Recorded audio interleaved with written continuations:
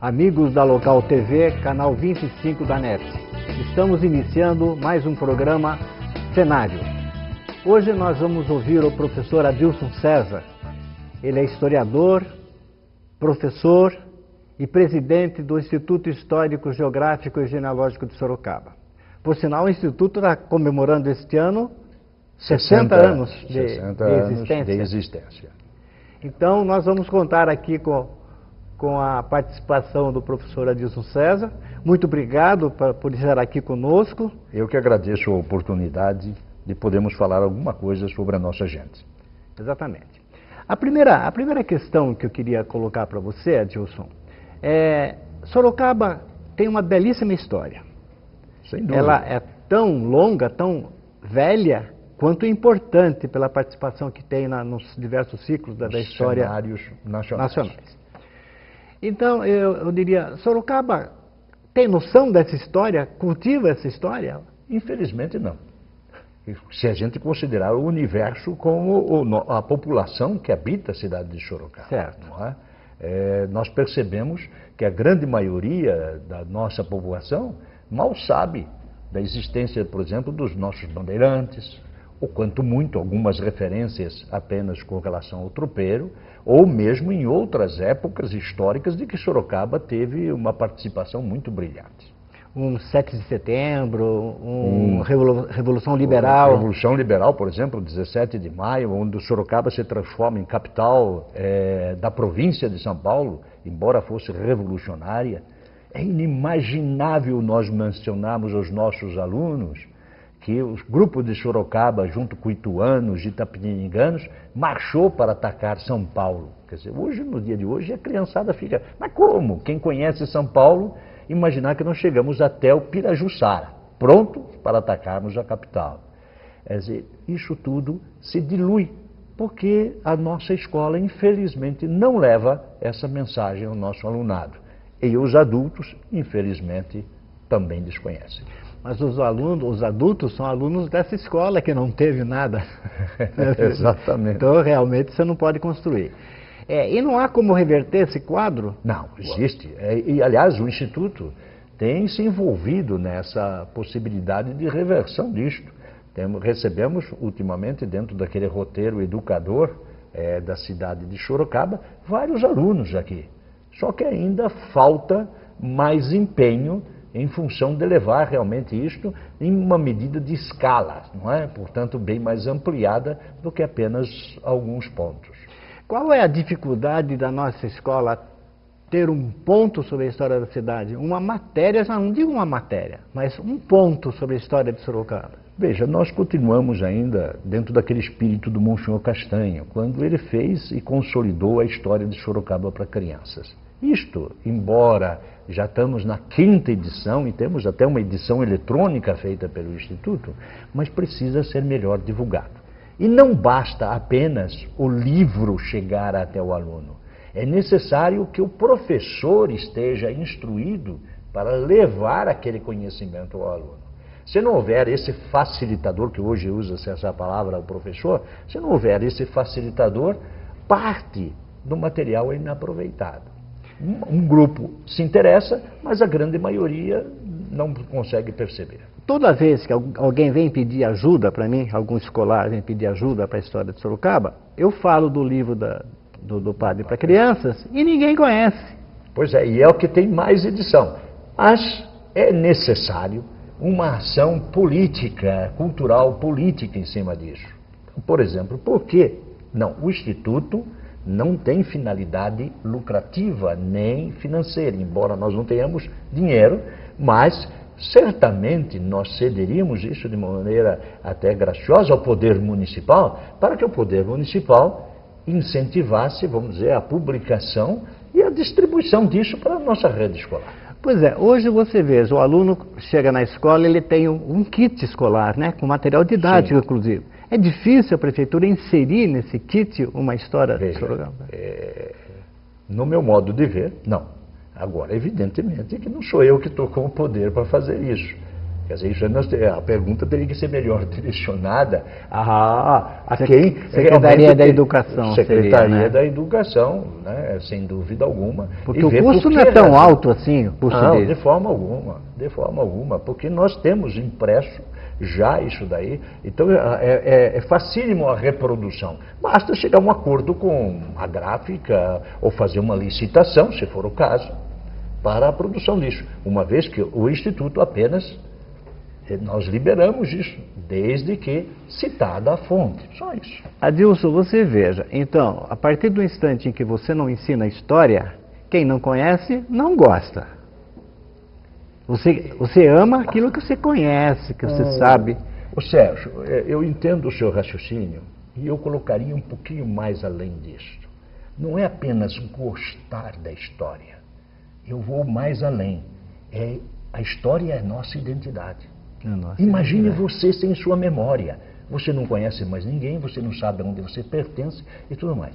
Então, quando você pega o grupo, e nós temos que pensar em termos coletivos, e você dá a este grupo uma memória, você dá a ele um sentimento de pertencimento àquele local. Ele passa a respeitar as coisas, ele passa a gostar das coisas. Aquela casa velha passa a ser antiguidade.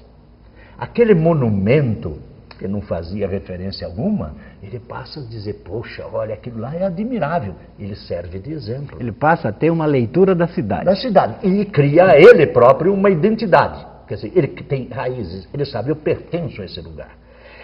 E isto é tão importante que mesmo aqueles indivíduos que vêm para Sorocaba em busca ou a procura de emprego, ou porque já têm um emprego e vêm aqui residir, na hora que ele passa a integrar essa coletividade. Então, isso daqui é que eu acho que é fundamental em termos de história. A história dá ao indivíduo o sentido de pertencimento a ele, desenvolve autoestima para ele e dá uma identificação. E mais ainda dentro de um mundo hoje globalizado. Exato. Adilson, vamos para um intervalo agora e em seguida nós voltamos a falar mais alguma coisa sobre a nossa história de Sorocaba. Perfeitamente, estamos à disposição. Nós vamos para um intervalo rápido e já voltamos. Aguardem. Espaço Maru, completo centro de emagrecimento, saúde e estética. Tratamento médico da obesidade, pilates e microfisioterapia. Estética corporal e facial com modernos aparelhos. Criofrequência. Fotodepilação. Radiofrequência e criolipólise. Agende sua avaliação gratuita. Espaço Maru, Rua Pedro de Oliveira Neto, 82, segundo andar.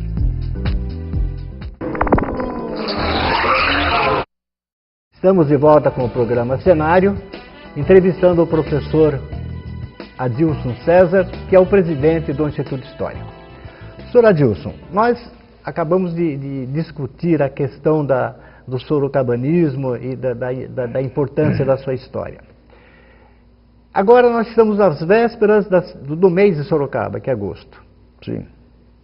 Tem muita coisa prevista para se acender essa chama do amor à cidade, do amor à história? O nosso instituto, ele vai atender na medida do possível. Nossas possibilidades deste ano estão se concentrando principalmente em 2 pilares. Possibilidade que se diz é tudo, é tudo. A nossa realidade, quando vocês veem o prédio do nosso instituto, esta maravilha de auditório, a biblioteca, etc., englobando num amplexo de vidro uma construção antiga, não imagina as dificuldades pelas quais nós passamos. Uma expressão bem popular, damos murro em ponta de faca. Nós precisamos de recursos financeiros, nós precisamos de recursos humanos, em todos os sentidos possíveis e imagináveis. A nossa carência é total, mas nem por isso nós estamos desanimados. Nós continuamos em frente. Então, concentramos esses 2 pilares. Um deles, o dia 12 de agosto, dia do Alvarenga. Por que razão é que nós fazemos evidência alvarenga? Porque foi através deste Instituto Histórico, pesquisas feitas e tudo mais, que nós conseguimos levar ao cenário do estado de São Paulo a figura do Orlando Oliveira Alvarenga, que é um mineiro de Guaxupé, que veio, Guaxupé, a região mesmo, que foi o 5º mártir do dia 32 de maio de 1932. Mártir da Revolução Constitucionalista. É o 5º mártir. Ele ficou esquecido. E foi Eram 4 só, né? Eram 4. Não, exato, é 4. É MMDC, Martins, Miragaia, Drauzio e Camargo. Só que o Orlando Alvarenga ele foi ferido no dia 23 de maio e ficou vivo, embora paraplégico, porque o projétil ficou alojado na sua coluna vertebral. Em julho, ele volta a ser internado e vai vir a falecer no dia 12 de agosto. Até nós brincamos, né? Ele ficou de fora porque ele esqueceu de morrer. Porque no dia 10 de agosto, o Pedro de Toledo, o governador dos paulistas, sagrava oficialmente o MMDC. Ele levou 2 dias depois para morrer, como fruto daquele atentado obtido no dia 23 de maio. Então ele ficou sofrendo durante todo esse período, não podia ser extraído o projétil e veio a falecer em consequência disso. Ou como o nosso instituto foi aquele que conduziu as pesquisas nesse sentido e levou até o governo do Estado, levamos até a Assembleia Legislativa e conseguimos a aprovação do dia 12 de agosto como dia do Alvarenga, para comemorarmos.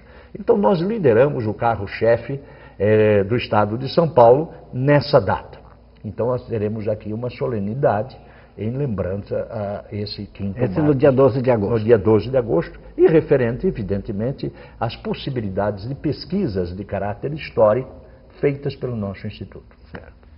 E depois, no dia 14 de agosto, aí já em parceria e a convite do atual presidente do Rotary Clube Ibiti do Passo, o Dr. Nelson Lima, e faremos lá, aberto ao público, uma palestra a respeito da Fundação de Sorocaba, dando a esta fundação alguns enfoques diferenciados daquele comum que nós ouvimos. Do oficial. Do oficial. Exatamente. Então, essas são as duas possibilidades. Claro que se houver possibilidades, ainda em tempo de programação, nós ainda teremos algumas outras atividades para o mês de agosto. Mas essas são as duas básicas. Você estava me contando a respeito de uma posse que será dada também em agosto, a um novo sócio? A posse de agosto ainda está indecisa, se entre 31 a 14 de setembro, mas aí seria o presidente da Federação da Agricultura do Estado de São Paulo. Essa ainda não conseguimos ainda fechar a data precisa por causa da agenda dele. Mas ontem ainda tivemos a oportunidade de, no Tribunal de Justiça, acertarmos com o Dr. José Renato Nalini, que é o presidente do Tribunal de Justiça de São Paulo, para a posse dele no nosso Instituto, como membro honorário do nosso Instituto, no dia 30 de setembro. Já é em setembro, então. Vai ser no dia 30 de setembro. Por que razão que nós temos assim essas datas assim um pouco esparsas e tudo mais? Primeiro, a dificuldade de calendário. E segundo, porque o Instituto quer enfocar o ano dos 60 anos de fundação do Instituto. Então, desde o começo do ano, nós estamos focalizando os 60 anos. Fizemos um lançamento de selo comemorativo aqui em homenagem. Demos o início do ano com a posse do Dr. Blazek, que é o delegado-geral de Polícia do Estado de São Paulo, sorocabano, de expressão também estadual, não é? E logo depois do empresário Paulo Fernando Moreira, de forma que o Instituto tem feito marcados realizações através desse período. Adilson, só para a gente localizar bem onde nós estamos e o que isso aqui é. Vocês estão comemorando 60 anos de existência. Vocês têm um prédio novo, terminado agora, e vocês têm um anexo, esse aqui virou anexo, aquele que é anexo, que Sim. É a casa antiga do padre. Esse é o conjunto conjunto do Instituto Histórico. A 3 de março de 1954, o Cônego Castanho, na época, que era o nosso historiador, ele reuniu um grupo de pessoas na residência dele e fundou o Instituto Histórico, Geográfico e Genealógico de Sorocaba. A partir desse momento, o Instituto ficou radicado na casa do padre Castanho. Mesmo porque ele tinha dificuldade de se locomover. Exato, ele sofria esclerose múltipla em placas, uma doença desgastante ao extremo e tudo mais, e mesmo com todas essas dificuldades, esse homem construiu a base sólida, principal do que nós conhecemos em história de Sorocaba. Exatamente. Mas ele aglutinou, e até digo, apesar de todos os esforços dele em função, a maior obra dele ainda continua sendo o Instituto Histórico, que era a menina dos olhos dele. Por quê? Porque é aquilo que dá continuidade à obra dele, incorporando novos pesquisadores. Só que o Instituto, logo depois, foi para a Ação Católica, logo depois foi para ali para proximidades do São Bento, do Mosteiro de São Bento. Depois tivemos onde hoje é a Biblioteca Infantil. Depois fomos lá perto do cemitério e ficamos vagando. Ainda bem que vocês voltaram logo perto do cemitério. De repente nós voltamos para a casa do padre Castanha, mas foi o final da vida dele, foi em 1981. Ele logo veio a falecer. Sobrevindo o falecimento do padre Castanha, o presidente era o professor Dr. Luiz Almeida Marins Filho. Então, ele como secretário de Educação na época, conseguiu que o prefeito desapropriasse, parte por doação e parte por pagamento, criando a Casa de Aloysio de Almeida, do qual se instalou o Instituto Histórico. Mas esse é assunto para o terceiro bloco. Vamos para um intervalo e voltamos logo em seguida. Permutas e parcerias sempre foram e são as especialidades da casa. Há 44 anos, a Edgar Moura Imóveis sempre procurou dar um melhor atendimento a cada cliente. E se orgulha de ter feito parte no fantástico desenvolvimento de Sorocaba, Votorantim e região. Imóvel é igual a um sapo. Fica paradão, mas depois dá um enorme salto. Com essa filosofia buscamos parceiros, viabilizamos permutas e fizemos composições. Nós da Edgar Moura Imóveis temos orgulho de ser a mesma imobiliária há 44 anos. Uma história de muito trabalho e sucesso. Nova sede. Rua Frederico Júlio, 158 Campolim, atrás do estacionamento McDonald's. Consulte-nos sem compromisso. Sorocaba é uma das localizações mais promissoras para os negócios e é na localização mais estratégica da cidade, no ponto de interligação entre a Zona Norte, Centro e a Zona Industrial, que está chegando o Link Sorocaba, um dos maiores polos empresariais da região. Tem 621 mil metros quadrados de terreno, lotes empresariais com infraestrutura completa e vias espaçosas. Link Sorocaba. Grandes negócios se conectam aqui. Ligue 15 3228 1544. Estamos de volta ao programa Cenário, que hoje está ouvindo o professor Adilson César, presidente do Instituto Histórico. Professor, você tem uma maravilha aqui de estrutura para história, para debates, para palestras e conferências. O senhor tem ao lado a Casa Antiga, que é além de ser um documento, né? É um relicário. É um relicário, né?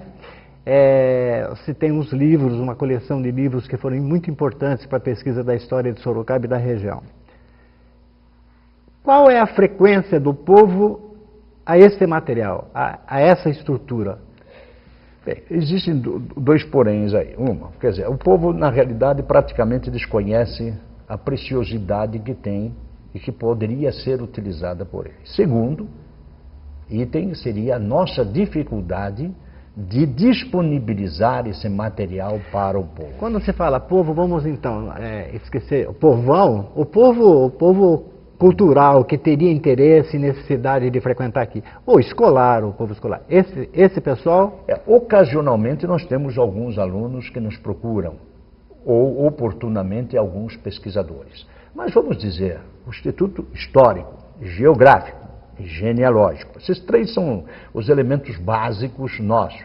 A nossa biblioteca é uma biblioteca histórica, especificamente histórica, única em termos de material na cidade de Sorocaba e creio que na região sul do estado de São Paulo. Eu acho que sim. Porque aqui, por exemplo, nós temos quase completa a coleção das revistas do Instituto Histórico e Geográfico Brasileiro. Mas o material genealógico aí é bem rico também. Também. Mas a genealogia é mais específica para aqueles que têm um interesse mais particular. Já o histórico, faz parte do nosso processo de cultura. Exato. E mais ainda, nós temos cursos de história de nível universitário, por exemplo. Só que aí, de repente, a gente estranha. Por que a gente estranha? Porque o nosso universitário ele está interessado ou dentro de uma linha filosófica e ideológica completamente diferente da nossa, ou ele quer fazer parte de algum experimento novo social, ou ele está interessado em história da Grécia, história da França, ou qualquer outra coisa, e não na história do Brasil. Não se compromete muito. E muito menos com a nossa. Eu acho isto uma calamidade. Por que razão? Porque se ele quiser história da Grécia, não sou contra. Só que a primeira condição para ele estudar uma história da Grécia, por exemplo, é conhecer bem o grego. Porque ele vai poder ter acesso ao documento, do contrário, ele não consegue. Não consegue. Então é muito mais fácil ele ter acesso aos nossos documentos antigos que estão aqui, não precisam de grande investimento para ir atrás deles, e é o português um pouco arcaico. É o mínimo, não é? De esforço em função disso. Fora que faz parte dele. Ele vai refletir a estrutura dele. Mas isso eu acho uma deficiência muito grande nos nossos cursos universitários. Para a formação de quem? Dos professores e daqueles que deverão passar isso daí para os outros. Aí é questão de lá para cá. E daqui para lá? Daqui para lá, o que nós precisamos para poder oferecer isto com mais facilidade é, primeiro, uma estrutura de biblioteca bem montada. Não tem. Nós não temos. Tentamos já várias vezes, mas não conseguimos chegar lá. Primeiro, porque o nosso material é bem extenso e precisa... Quantos volumes tem aí? Deve estar entre 3.000 a 5.000 volumes específicos de história. Mas isso precisa ser catalogado. Precisa ser trabalhado o livro. O livro precisa também, muitos não sabem, mas o livro precisa de higienização. O livro precisa ser encadernado em alguns casos quando é manuseado. E quanto mais os mais antigos, porque esses o papel resseca e tudo. Então o livro necessita de alguns cuidados específicos. Precisa para isso do quê? De uma bibliotecária ou alguém especializado. Também não tem. Nós não temos. Nós temos um acervo de documentos, entre os quais eu destaco como mais importante a ata da Câmara de 17 de maio, que já tem 170 e poucos anos de existência. Esse nós até colocamos e de um fato histórico super importante. Acrílico, exato. Temos outros documentos dessa natureza. Temos muitas fotografias, tanto é que nós temos um departamento específico, o Museu de Imagem e Som de Sorocaba. Temos outro Museu Sorocabano de História Militar, onde todo o acervo da antiga Sociedade de Veteranos de 32, constituída basicamente de documentos, se encontram encaixotados, porque nós não temos alguém capacitado para poder fazer com que haja classificação e disponibilização para a consulta daquilo. Então nós temos um acervo fantástico, muito rico, mas para aquele pesquisador que desejar, se torna praticamente inacessível. Então temos esses dois vieses, falta do interesse de lá e falta de disponibilidade nossa de poder ajudar. E aonde encontrar recursos para um projeto para imagem e som, para um projeto de organização da biblioteca, além da prefeitura, da do eterno além do que seria o óbvio, não é? Seria a nossa prefeitura municipal, o governo do estado, por exemplo, nós temos o PROAC, por exemplo. Só que para isso é necessário elaborar todo um projeto necessário para pedir verbas específicas, e eles têm muita verba para fornecer, só que precisa, atrás disso tudo, ter a assinatura de um doutor, de um técnico com muita experiência, para que isso possa ser validado. Então tem que ter uma orientação. E nós não temos nem o interessado, nem o orientador capacitado para podermos obter essas verbas. Exatamente. Então, nós ficamos num caminho sem... Mato sem cachorro. Temos um material excelente, temos um potencial muito bom, só que... Sérgio, você é protagonista de uma tentativa que eu fiz para a produção de uma revista, Memória Sorocabana, com 4 números específicos, durante 2 anos praticamente, para ser vendido em bancas de revistas, em caráter jornalístico. Um projeto bem adulto, por sinal. Muito adulto, e que conseguimos obter a publicação em diário oficial, certo? Federal, para obtenção de recursos através da Lei Rouanet. E paramos por aí, porque nós não conseguimos convencer o nosso empresariado a investir em Sorocaba. Nosso empresariado investe bastante, fora e com outros tipos de atividades culturais, e não aquelas que sejam perenes. Infelizmente. Não tem outra saída. Não, nós não temos saída. Se você próprio, que é o elemento da terra, vamos dizer assim, e que é um empresário da terra, que tem gente sorocabana, não quer conhecer a sua gente. Mas sabe, professor, enquanto isso nós vamos fazendo a nossa parte. Sim, claro. Porque com isso eu sou sossegado. O professor, além de destinar grande parte do seu tempo na direção dessa organização, dessa instituição, ele também é pesquisador. E quem sabe de cana-de-açúcar em Sorocaba é o professor Adilson César. Tá certo. Adilson, muito obrigado pela sua participação. Foi muito bom a gente levantar um pouco essas questões que às vezes ficam adormecidas e até podem parecer resolvidas, né? Então é bom que elas venham à tona de vez em quando. É importante essa transparência, é importante perceber que tem um pequeno grupo que se desenvolve com esforço. E esse pequeno grupo poderia ser multiplicado com muita facilidade, com muitos outros, bastando que talvez esse empresário que eu critiquei, ele não tenha percebido essa oportunidade que ele tem de participar. Verdade. Muito obrigado, então, Adilson. Grato. Nós é que agradecemos e estamos à disposição. E assim nós encerramos mais um programa Cenário. Muito obrigado pela participação e até a próxima semana.